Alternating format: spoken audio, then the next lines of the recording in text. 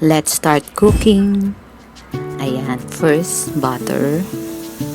I-spread natin siya sa pan para hindi didikit ang ating isosote. Ayan, ganyan po ako magluto ng sinigang. Saute muna natin ang garlic and pork para lasang-lasa yung garlic sa pork. Ayan. Ang bango. And then, ilalagay na natin yung veggies na kakaiba. Ang aking veggies sa sinigang. Ayan, bali alternative ko siya. At masarap naman talaga. Bagay siya sa sinigang. Ayan.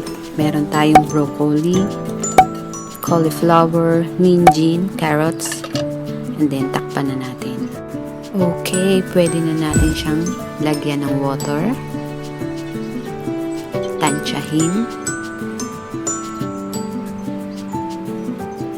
And then, black pepper and salt. Tansyahin din natin.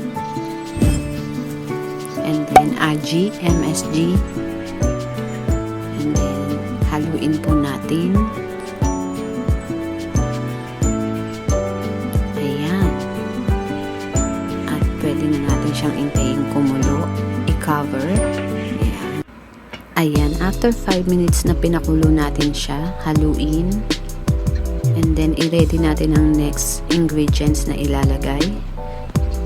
Dahil wala akong nabiling kangkong, horenso ang ating alternative. Horenso is spinach. So, masarap din siya sa sinigang.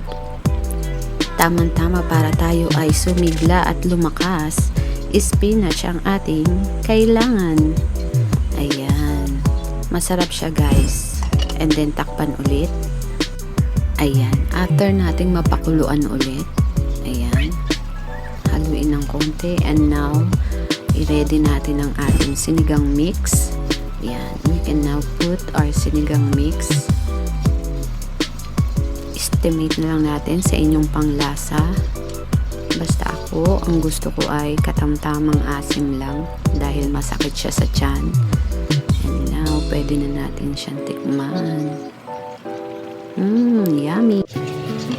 Ayan! Ang sarap!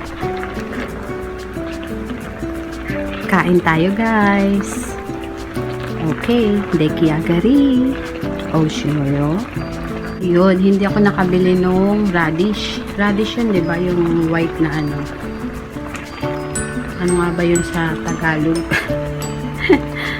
O, diba? May carrots yung aking ano. Kasi ano siya, yung frozen mix veggie. Yung binili ko para complete na yung veggie natin. Kaya lang, hindi nga siya pang sinigang pero okay na rin. Mas masarap pa nga. Ang sarap talaga, guys. Hindi dahil luto ko, masarap po talaga siya.